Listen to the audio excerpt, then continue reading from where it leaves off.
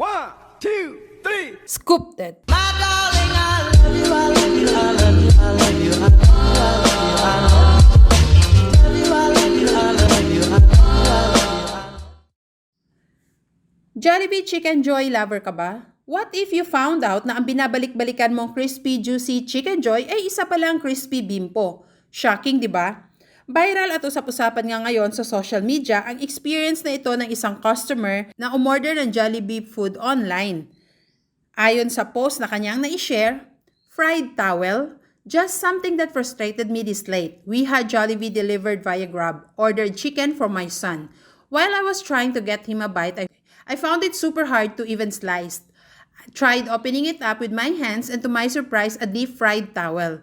This is really disturbing. How the hell do you get the towel in the butter and even fry it? Yung totoo.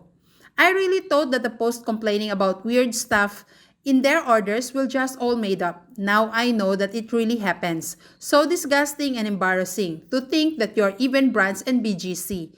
There's a first for everything and this has been the worst first. Calming myself down for this. But what the heck? Now I can't even think of the other chicken joys na kasama while frying this. Having the same oil for how many hours after frying this fried towel?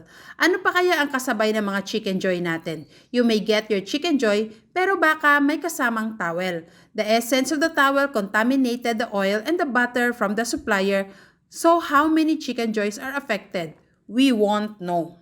Pagkatapos nyo marinig ito, will this scenario change your mind of trusting Jollibee? Sabotahe ba ito or totoo? If sabotahe, ano ang mapapala ng ating customer?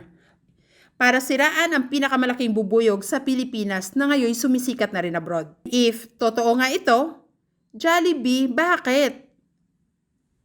Ubusan na ba ng manok ang Pilipinas kaya pati towel piniprito na rin?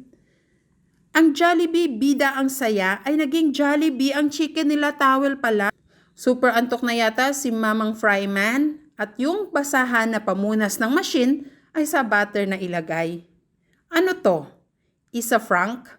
Kayo na pong bahala.